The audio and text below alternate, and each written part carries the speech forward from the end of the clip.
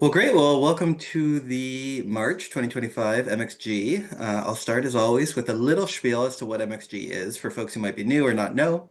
Maine Accelerates Growth is a statewide network of organizations and individuals that support entrepreneurs and innovators to scale in Maine and beyond. We believe that a vibrant, inclusive innovation and entrepreneurial ecosystem will result in a more abundant, equitable, and sustainable economy and make Maine a great place to live, work, and play. We work together to share expertise, seek best practices, and to address systems gaps. We promote the successes of Maine startups and entrepreneur support organizations and collaborate to attract talent and inspire innovation.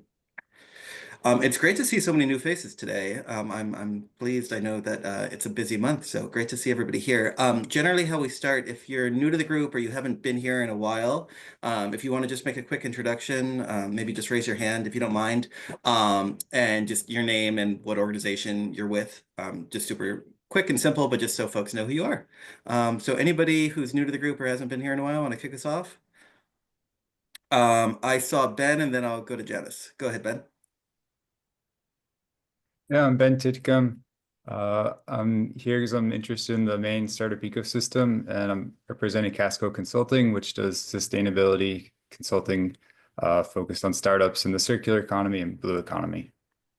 Great, welcome. Let's do Janice, then Noreen, then Kevin.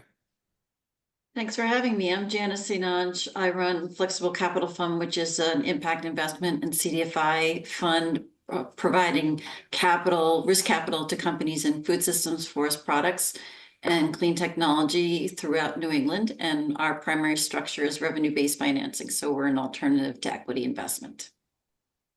Great, welcome. Noreen. So I'm Noreen Brenner. I'm the founder, chief science officer, and CEO of Starlight Biotech, LLC. We're a Maine-based company, and what we do is we come up with biological hypotheses that we validate using bioinformatics techniques.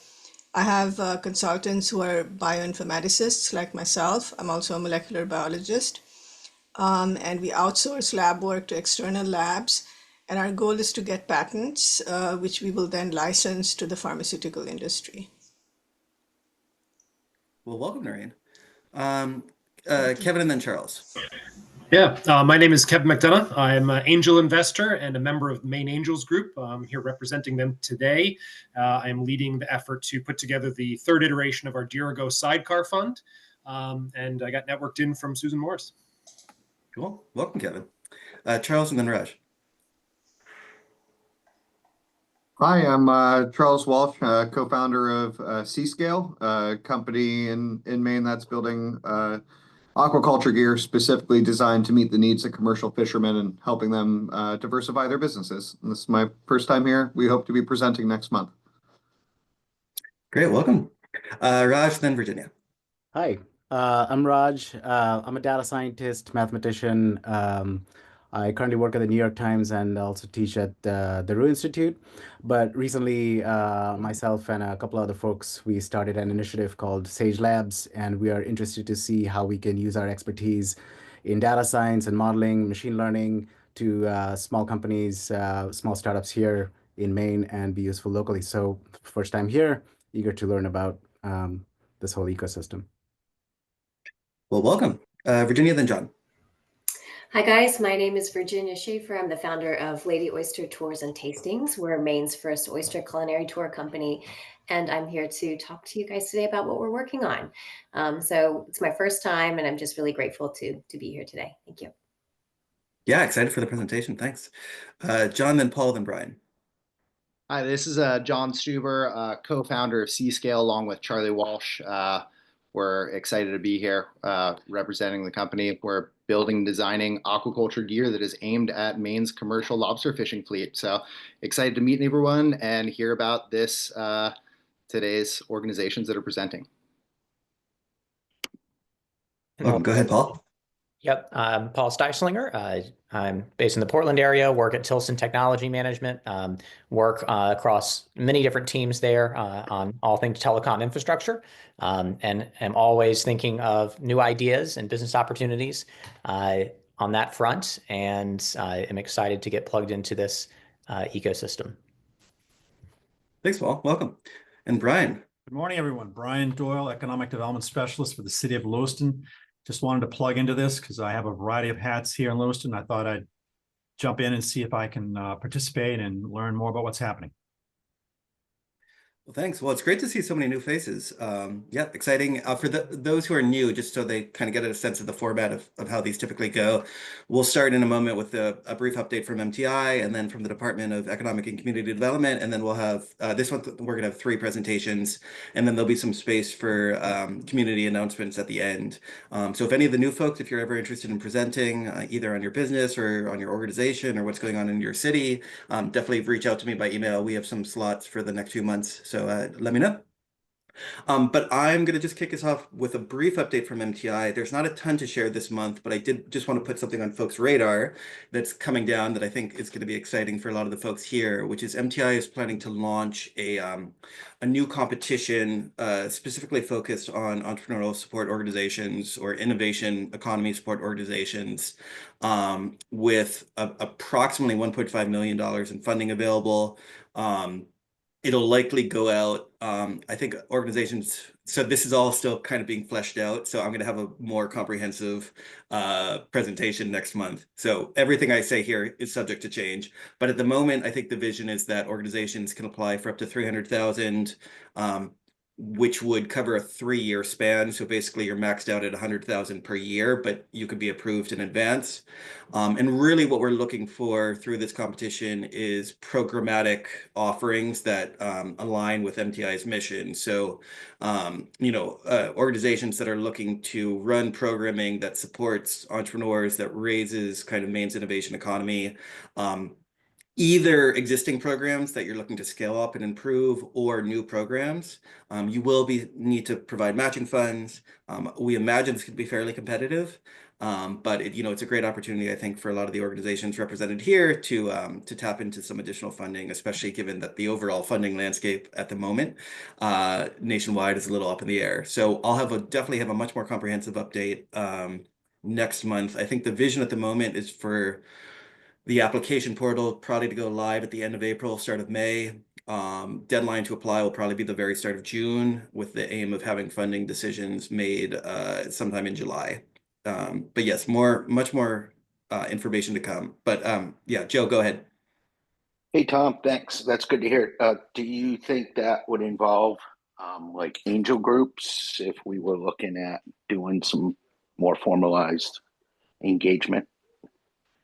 Or maybe you could depend on ask. the nature of what that is. If you were planning to run sort of program or programmatic offering potentially, if it was aligned with MTI's mission. So yeah, Joe, and you and I can connect more, but I guess the answer to that is potentially. It's hard for me to give too much because we're still fleshing out exactly what it's going to look like.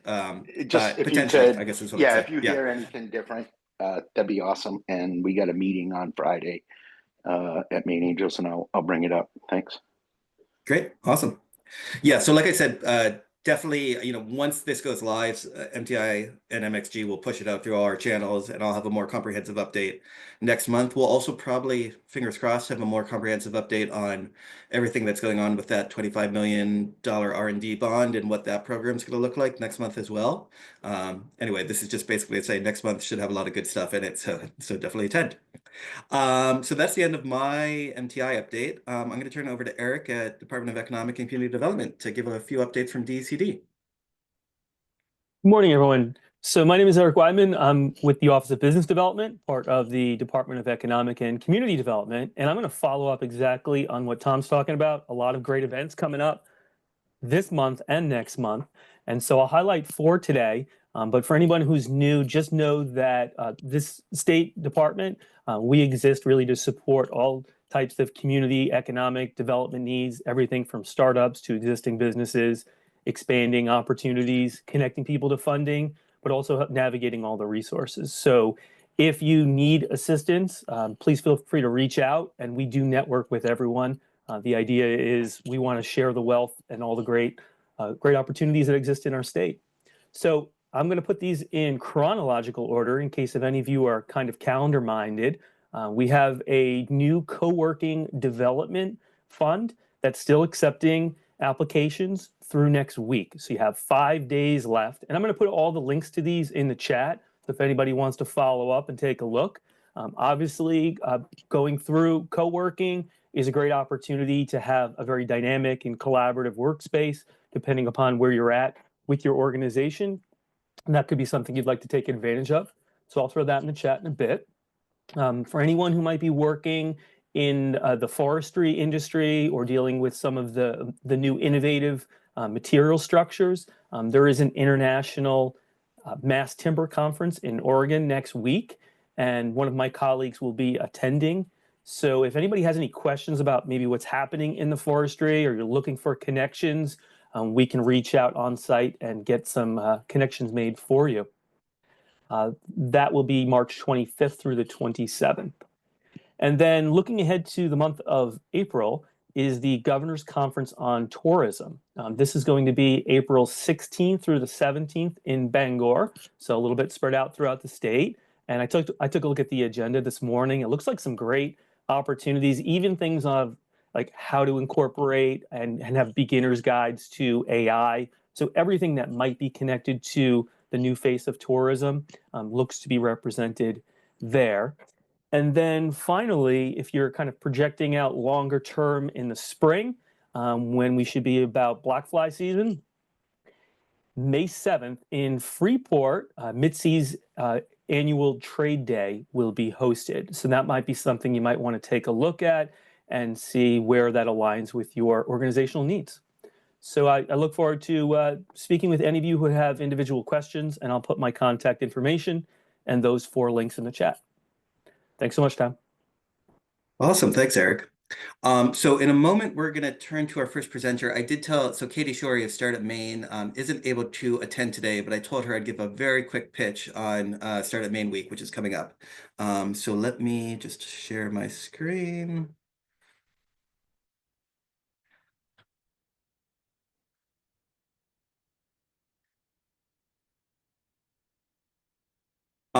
So this, for those who haven't attended Startup Maine Week in the past, we relaunched it last year. It was a great success. I think we had like 400 attendees or so.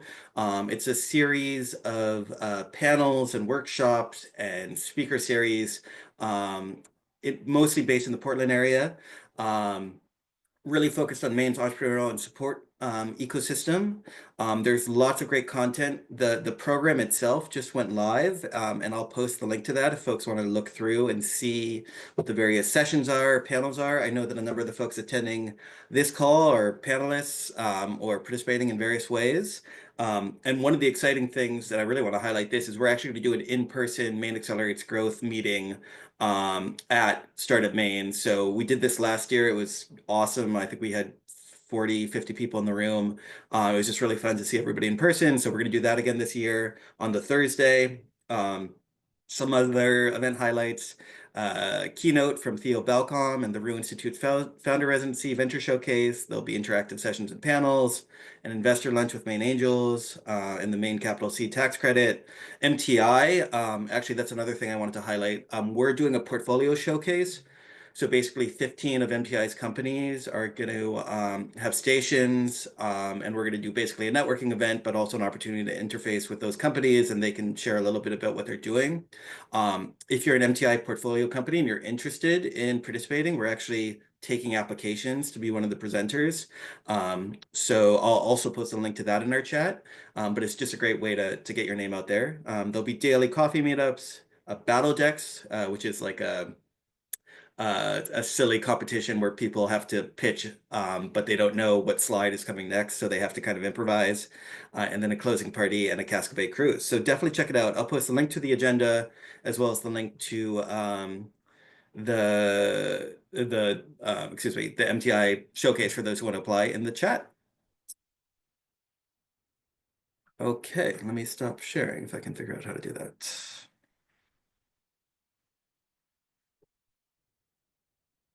Great. Okay. Well, I'm going to turn it over now to our first presenter, who I believe is Susan. Yes. Hello, everyone. Thank you. I will now share my screen. Oh, and I might have to give you might be You? blocked from that. Let me just let you do that. Okay. Are you able to, Susan? You should be good to go. I believe so. Hopefully you folks can see that. And Susan, I'm going to set up a timer on my screen for 10 minutes or so. If you want to take the first chunk of the time to present and then save a few minutes just for Q&A in case folks have questions. Great, that sounds good. Okay, thanks everybody. I am with the Central Maine Growth Council, which is a 501c6 economic development organization serving Central Maine. I say that because often people think that Dirigo Labs is its own entity, but it is not. In 2020, the organization applied for a USCDA Build to Scale grant and did secure that funding. And the project was to establish a startup accelerator, partnership, and mentor network in Waterville.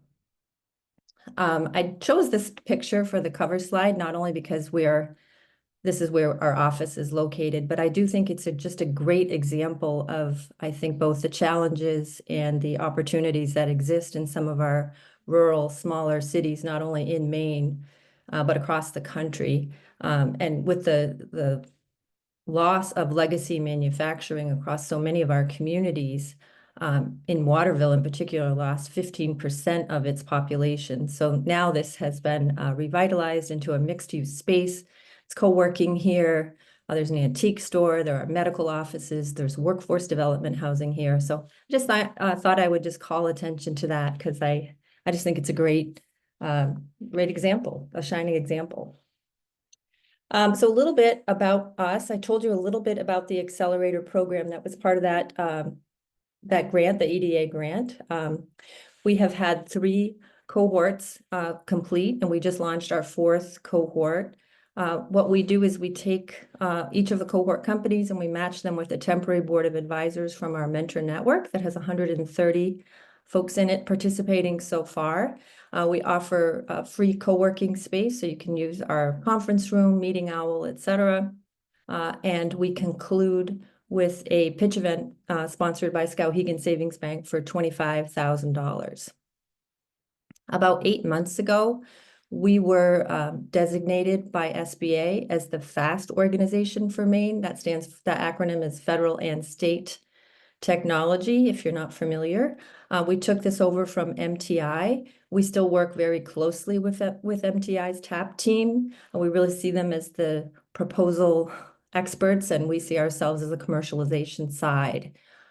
As part of that application process, we proposed a virtual incubator, which we did launch. That's led by my colleague, Emily Hall. And we launched that in the fall. We'll continue that each fall. That is for pre-ideation to pre-seed stage startups. And it's really kind of modeled after the NSF commercialization plan. So very heavily focused on customer discovery methodologies. And our last program is a financial modeling program. We just concluded our first one. It's a 9-part series covering financial statements, pro forma, and all the cost drivers that would be considered for that model. We had over 30 participants this year. We made it very flexible, so can serve small business owners along with traditional startups. This is a little bit about our metrics. My colleague, Mufadal Ali, developed this metrics collection dashboard. I think any of the ESOs in the room understand the importance of conveying our impact. And we wanted to make develop a tool that would be very easy for our founders to update. But I also care very deeply about our data integrity. We didn't want things double reported or underreported. So we developed this dashboard that enables our founders to easily see what they have previously recorded. And this is just a sample of some of the metrics that we collect. We do break out the jobs numbers, for example. We do look at IP. We do look at interns that became hires. So we do have a pretty wide variety of metrics that we collect. We can do what we do without a very robust partnership network. These organizations are the organizations we have executed MOUs with, so we work very closely with them. They certainly help us with everything from collaborative projects to mentors or presenters, etc. this is our team, and there are a couple of folks who are key to our team that are not listed here. One of them is Dr. Randy Jones, who has just joined us as our entrepreneur in residence for the SBIR process. He's a former Colby College computer science professor. He's a highly regarded AI thought leader, and he will be working with us, but not just for Dirigo Labs participating startups. Really, he will be here. He will assist any Maine startup who's interested in pursuing SBIR or STTR funding. I think he has something like 30 SBIRs under his belt. The other person I wanted to mention is Erica Haskins. We're so fortunate to have Erica working with us. She is a full-time fellow with IEDC, or the Economic Recovery Corps, which is a program funded by EDA. Our project was to model an investment arm for Dirigo Labs. So she has joined us. So she works for us full-time and is fully funded through this grant for the next year and a half. And lastly, just wanted to close with more numbers, more economic impact. We partnered with Main Street Skowhegan on a phase 1 EDA recompete, and that enabled us to employ Camoin Associates to take a look at through December of 24 our economic impact, which is a little different model than what you saw from what we directly connect. For example, our jobs at the Growth Council are factored into this number, but just wanted to share a little bit about that Camoin study.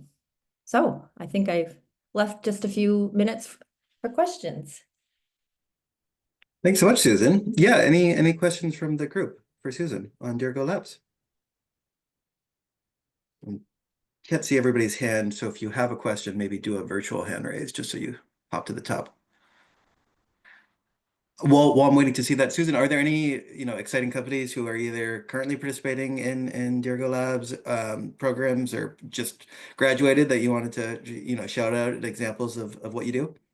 Well, currently C-Scale is in our cohort, so hopefully you'll hear from them next month, but yay. Alavo is pretty exciting. They were in our last cohort, and I think they're doing quite well with their fundraising. So yeah, so I'm of course I'm proud of all of our companies, and I will say that we continue to work with them long after. Just was meeting with Sasha Derry from Blue Shift Aerospace. On a totally unrelated. So once you're in our family, always in our family.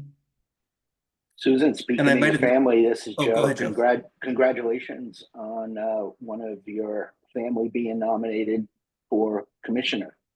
Yeah. The hearing is tomorrow. Yeah, Mike Duguay. Yeah, he's been such a strong advocate for our work, and it's such a leaving big shoes to fill from Thomas College, but that's a great thing to mention. I should have probably said something, but he's going to be a wonderful asset for Maine. Yeah, that's very exciting. Any other questions? I guess I'll just ask one more as well. So I might have missed this because I was posting links in the chat, but in terms of kind of eligibility to apply, are there any geographic constraints on who's eligible to apply, or anybody from across Maine? And then is there any stage of business that's ideal for what you offer? Anyone who's based in Maine would use the same MTI criteria. You have to be doing business in Maine. And stage of development, we typically say incubator is ideation to pre-seed, and then growth stage for Dirigo Labs. Changed that a little bit when we became the FAST designated organization. So if you're an R&D founder and you're undertaking fundable research, we would consider you for the accelerator. Awesome. Well, thank you so much for presenting, Susan. It was great to have you here. And I'll turn it on to our next presenter, which is Megan from Gulf of Maine Research Institute. Great. Hi. Let me share my screen.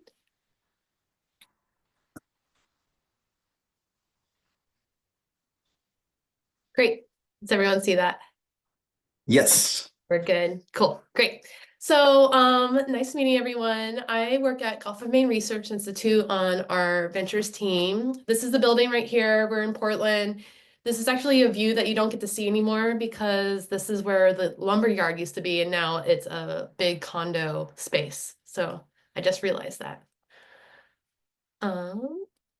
Great. So for those who aren't familiar with GMRI, we are an independent, objective, nonprofit organization dedicated for the resilience of the Gulf of Maine ecosystem and the communities that depend on it.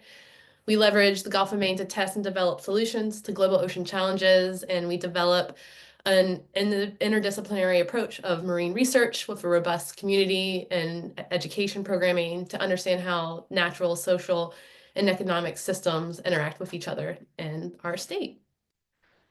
So throughout our organization, the work of our marine biologists, economists, data analysis, educators, and community engagers address these challenges related to climate change, healthy ecosystems, sustainable seafood, and the blue economy, which a few people have talked about earlier today so far. So Maine's blue economy is deeply rooted in the state's marine heritage, research expertise, and geography. It generates millions in revenue and supports coastal jobs, but it also faces threats of climate change, development pressures, and access challenges. These challenges, along with other global drivers such as supply chain modernization, sustainable energy, and increasing demand for seafood and ocean-based products, also present major opportunities for innovation and growth in our state.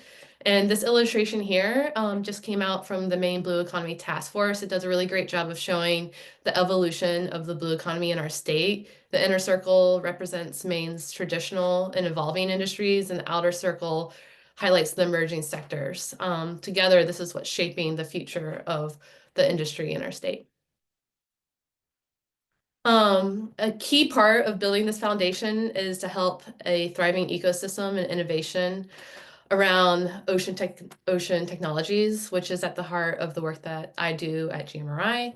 The Ventures team was created about 4 years ago as a way to further our impact mission, which is collaborative solutions to global ocean challenges in the private sector. So we accomplish this by leveraging the expertise of GMRI's team of scientists, economists, supply chain experts, data analysis, and other experts. And we support companies by providing them with access to technical and business advisory services, market insights, and resources needed to scale. We also lean on the collective reach of our partners, such as Dirigo Labs, and a big part of our role is connecting emerging technologies to the blue economy ecosystem. Collectively, in the state, we have a lot of resources, and a part of our job is to make sure that the founders we work with have access to those without getting lost in the weeds of searching for them themselves. So one other part of this is we engage with corporations, government agencies, marine industries, tech startups, VC funders, just to understand the challenges that are shaping this industry over the next 100 years and to figure out how innovation can bridge those gaps. And so the team that I do work, the work that I do at GMRI has two main threads. First, we build resources, develop programs to support startup founders, helping them launch, scale, and navigate the blue economy landscape. And second, we work to enhance investment readiness within the sector by assisting startups with their fundraising strategies and educating investors and ecosystem stakeholders about the opportunities in this sector. Through this, we connect entrepreneurs to the networks and resources they need to grow. And thinking specifically about this group here, I wanted just to highlight two programs that are in the pipeline for us. The first being the Blue Tech Boost Incubator. This program is designed to provide tailored support for startup founders to overcome challenges and reach key milestones by leveraging GMRI expertise. So if there's a complete hurdle that someone is experiencing that we think that someone from GMRI can help, this is a great use of the program. Each participant is matched with someone from my team, and we create a customized support plan, and the founders then gain access to the technical advisors within GMRI to help provide guidance and insight. The program also includes up to 5 hours of one-on-one consultation with our communication team for branding and marketing needs, non-dilutive grants ranging from $2,500 to $7,500 based on companies' needs, and connections to a broad network of professionals, collaborators, and investors. Our next cohort will be coming out in fall 2025, so more on that will be coming soon. And then the other piece I wanted to touch on is we're developing a new program, still working on the name, but this one's designed to provide more flexible ad hoc support for founders facing hurdles, trying to make key decisions. Unlike a traditional cohort model, this is going to be rolling applications and just to allow us to work with companies that may not be eligible for our programming yet, or help them to be able to address time-sensitive needs in real time. So participants, similarly to the Blue Tech Boost, will be paired to someone from our ventures team, and we'll create a customized support plan, and they'll receive some guidance. We're in the process of building the application for this program, so that will be launched shortly. And then this was just a really high level overview. I wanted to reach the 5 to 6 minute time frame here. Yeah, high level overview of the work our team does. Across the organization, we have several other programs that work with the private sector. So if you're working the blue economy or an adjacent field, I really encourage you to reach out and we can explore how we can help. And that's me. Awesome. Thanks so much, Megan. Yeah. I have a few questions, but I'm curious. Well, I'll ask a couple questions and then folks can raise their hands if they have questions as well. For the incubator, are you still accepting applications for that 2025 fall cohort, or is it already full? And then my other question is there any kind of fee to participate, or do businesses give up any equity, or is it free to participate, I guess? Yeah. So we have not yet opened the applications for that. We are still trying to plan out our fiscal year. So that is yet to happen. It will probably in the next, probably I would say August, September is when applications will open for that. And for that program, there's no fees. It's a pretty short application process.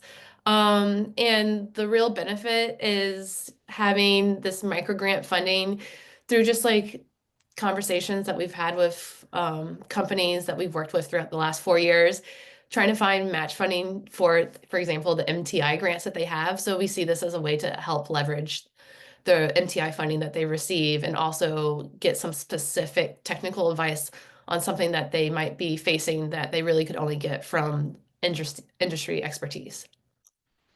Great. Thanks, Megan. John, go ahead.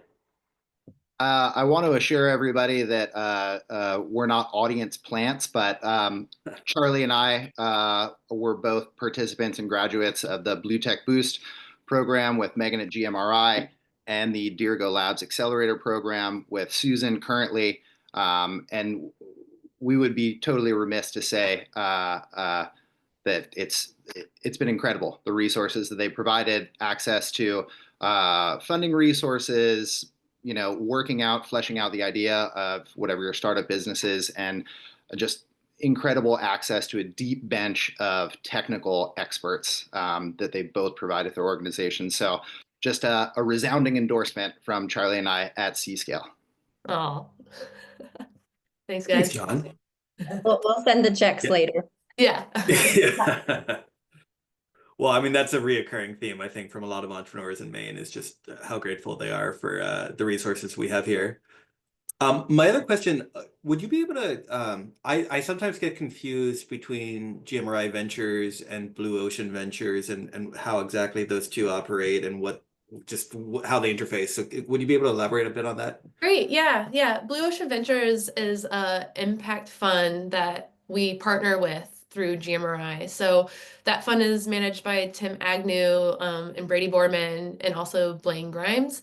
And the partnership with GMRI is we work together to kind of do that investment readiness piece that we've talked about, of just providing education to investors in that space, and also leaning on GMRI to help do due diligence and help create this pipeline of potential companies that they could invest in.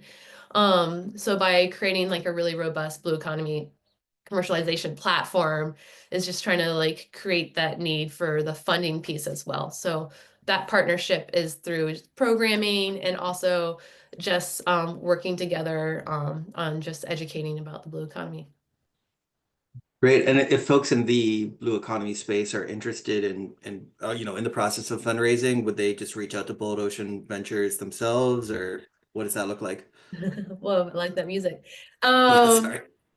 Yeah, they can reach out to us and to Bold Ocean Ventures. A lot of what we do, usually we ping people back and forth. So if they're not necessarily a good fit for the fund at the moment, and they need some help with maybe looking at their market, or they're trying to figure out what their relevance is in the Gulf of Maine region, then they send them to us, and then we kind of work with them on their business planning and having them access to GMRI expertise. Awesome. Well, thank you so much, Megan. I appreciate your thank you. presentation. And also, I meant to say this to both Susan and also to Megan. If you both would just mind posting your contact info in the chat in case folks have follow-up questions, that would be great. Great.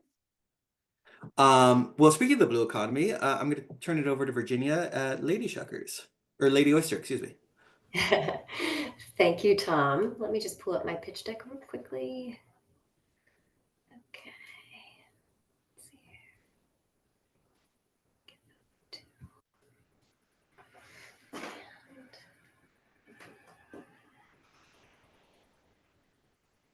Okay.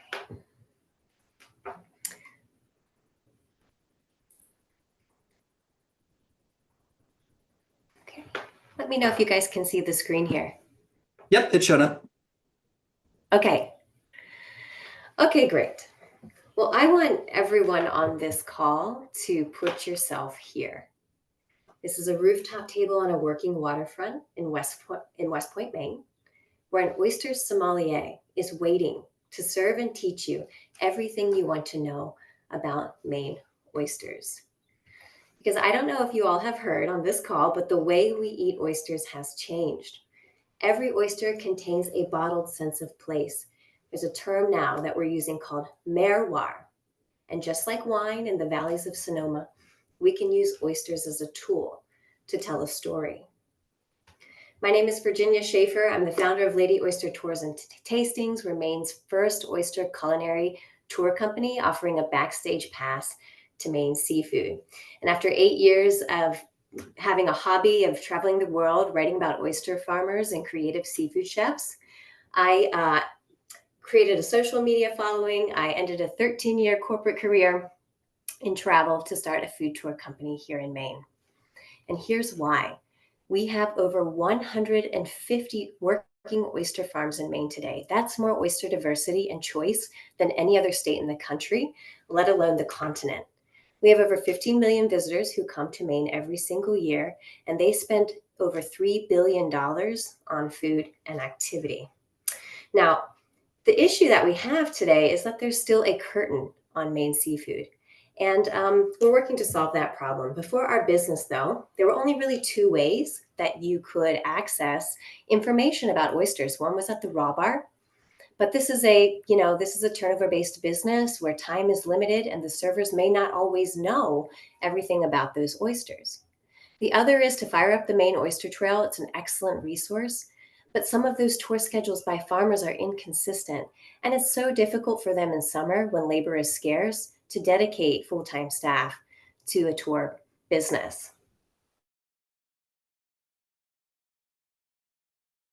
This is where we come in. We offer oyster sensory experiences, dining, where we teach people all about Maine ecology, the stories behind the oyster's process, indigenous practices, nature, tasting etiquette. We also offer farm cruises. This is our more interactive and tactile experience, great for friends and families, as well as 4-night, fully inclusive, immersive seafood retreats where people who really want to get to know Maine and stay a while can do so. Now, we have an amazing team. Outside of my oyster credentials, we have Captain Joe Jerome. He's a master captain and registered Maine guide. These are 2 incredible certifications that we need for our business and for it to thrive. We also have Warwick Ombler. He has over 25 years of luxury travel agent experience, so he is our trusted advisor on where details matter and elevated services for our target customer. We're also in the Top Gun program. We have an incredible advisor there, Carla, as well as Chris and Peter. They're all giving us really great feedback on food and beverage, hospitality, ecotourism, even the wine business, which is pertinent to us as well. So we have such a great team behind us. And this is ultimately where we're going with the business. We want to create an entire customer journey where we get people in on a digital product. This is an entry-level guided, self-guided tour of Maine's Midcoast and where they should go for oysters. This established us as the credibility and authority on the insiders for Maine. We give them a discount code, get them into a beginner shucking class with us. They come back with their friends, perhaps for an oyster and wine tasting with our somms. They come with their families for a farm cruise charter. And then they can do more immersive experiences with us, like their 4-hour half-day seafood adventure, as well as our seafood retreats. And ultimately, where we really would love for the business to go is to have our own oyster tasting room here in Maine, where our patrons can become a club member, just like a wine tasting room in Napa. They can bring their friends, have a monthly oyster subscription as well, feature private events. So this is really where we would love to see our business gravitate to, in addition to really expanding our experiences. So after our first year in the business, which has just ended, we have over 62 Google and TripAdvisor reviews that are all 5 stars. We have not seen a 4-star review yet or anything below. We never intend to, nor do we want to, but we're really proud of the things that people are saying about our business. And the craziest part about us is we really thought we'd be just a summer business, like a lot of tour companies here in Maine. But we shut down our season, got so much demand that we opened up a winter season and doubled our revenue. So we ended on 55,000, and we just ended our season on 95,000. Our best ever month, would you believe, was January with over 19,000 in sales. And that was at 46% capacity. This year, we're aiming for 192,000 in sales. We doubled our capacity, and at 50%, that's where we're looking to achieve this year. So we're really excited about that. Now, we've taken most of our income and we've reinvested it into kitchen equipment, efficiencies, a new truck that will help us with some of our catering work and other things in the business and where we're working. But right now, we're seeking to raise $25,000 that we can turn into $125,000. That's a 5-to-1 ROAS with some new travel technology. And I think Eric alluded to that earlier for the Governor's Conference on Tourism. There's so much AI and behavioral technology that's coming out in travel. So we want to work with Sojourn. It's a travel marketing platform where it gives us the KPIs, conversion rates, behavioral, where we can target our travelers in the planning process before they come to Maine, the in-destination process, and create over 3 million ad impressions with this money that will just completely accelerate our business in the way that we're working. So we're really excited about this, and we can provide those KPIs and performance reviews in real time for anyone that's looking to support us. And the reality is that we are just not trying to be another tour company with a summer season. That's not what we're about. We want to create Maine as a culinary destination where our business can become a force multiplier business for the seafood industry, and we can preserve a Maine heritage that I think we are all so proud of. So I hope you guys come see me on the rooftop this summer, and thank you. Thank you so much, Virginia. That was a great presentation, and the photos were beautiful. Oh, thanks. You mentioned you're raising 25,000. That's via a seed round, or what's the format for that? Yep, we're targeting grants at the moment, and we're in the Top Gun program, so we're vying for the Top Gun Gotcha. grant as well. But we're just open to ways that which we can grow at the moment, and just reaching out to a lot of resources now to see if that we're not in a full raise round, but we're certainly looking at grants. Gotcha. Great. And we've got a variety of different folks represented on this call, and something I always like to ask startups is, is there anything that this group can do for you to help the business continue to scale? Yeah, I think we are really, it's just about increasing our market share right now and word of mouth. We had over 90% of our sales last year came from Instagram. We have our own Instagram following, have done really well there. And so we're looking to just expand other ways that we can grow the business. So, really supporting us through this kind of community is so helpful. And actually just giving us some avenues to grow, I think, is where we're at. So this is really just more about showcasing and getting ourselves out there today. Amazing. Any other questions for Virginia? Joe, I saw you go off mute. Yeah, I was just wondering, can how does the announcement I heard from Paul Dobbins the other day and World Wildlife Fund about a farm seafood association or promotion? How does that fit in, and any insight more to that? I don't think I know what you're referring to. But Well, excellent. I'm glad you came then. So you might. And Joe, I don't know what you're referring to either. What are you referring to? I heard Paul Dobbins, who we all know from World Wildlife Fund, announce on the news the other day about a Maine farmed seafood promotion something. So I don't know if DCD's here, but Joe, I heard something about that via Emily Lane, and definitely happy to copy you in because I'm going to be talking to her about it soon. yeah, I'd love to learn more. And there you go, Virginia. Somebody's going to be out there Emily promoting Lane. farmed seafood. Thank you so much, Joe, for letting me know that. I'll have a good look at it. And I think our business is really cool. We're not actually a farm. We sit adjacent to those businesses, but we are helping promote them. And I think that this is what happened in Napa Valley, where you had a lot of sommeliers flock to that region and then just elevated the entire region, which is what we are hoping to do as well here in Maine. So I think, hopefully there's some funds in there for us as well. Thank you, Virginia. Well, great. Well, I know Santi from the RU wanted to make a little announcement about the founder residency program. So Santi, why don't you give us a little update? And Virginia, also, before Santi does that, do you want to just post your info in the chat, your contact info, in case folks have follow-up questions? Yes, I will. Thank you. Thanks, you. Tom. Sorry, go ahead, Santi. No problem. Thanks, Tom. Hello, everybody. I think I know a lot of you, but not everybody. If you don't know me, I'm Santi Sindel. I am the director of the RU Institute Founder Residency, which is a program that supports early stage tech startups.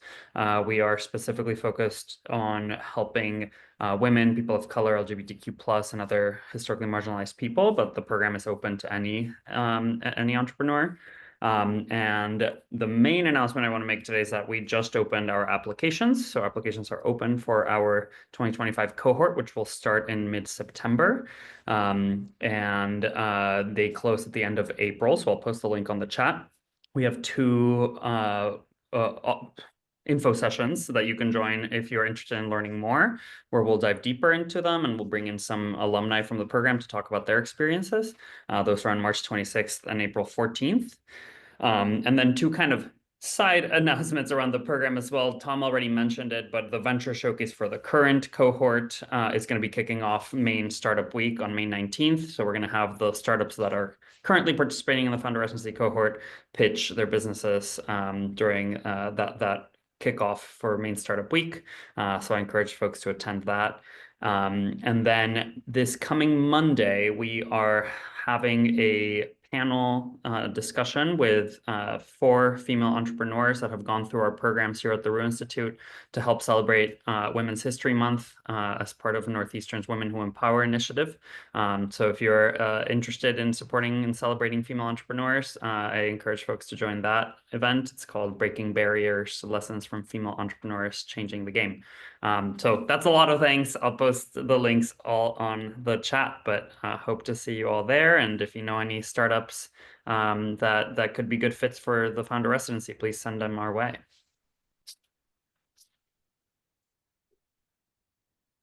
Thanks, Santi. Any questions for Santi? And also, we have a few minutes left, so I can give folks that time back. But did anybody have any announcements from their respective organizations or businesses they wanted to flag? Yeah, Kate, go ahead. Can't help myself. I'm going to take the opportunity. The 10th Maine Science Festival kicked off last night. I put notes in or whatever you call them, the website and stuff in the notes for Tom. We do have a couple of startup people featured, including Brian Harris from Med Rhythms. It's at Science on Tap tonight at Nocturnum. So if you're in Bangor, come join us. And at 5 Minute Genius, which is actually sponsored by MTI, which is our headliner event, where we bring in remarkable scientists and make them talk about their work in normal human language in 5 minutes or less. We ring them off with a cowbell as soon as the timer goes off. We do 5 minutes of questions and answers, and we move on to the next person. Tons and tons of events coming up over the next couple of days, all of it available at no charge. We're trying to make sure everybody in Maine gets a chance to explore Maine science, and we're able to do that because of our sponsors like MTI. So please come and join us. Many, many festivals did not make it through the pandemic, so we are especially proud of ourselves. That's great. Thanks, Kate. I'm gonna have to explore using a cowbell for this for these speakers. Great. Any other announcements for the group?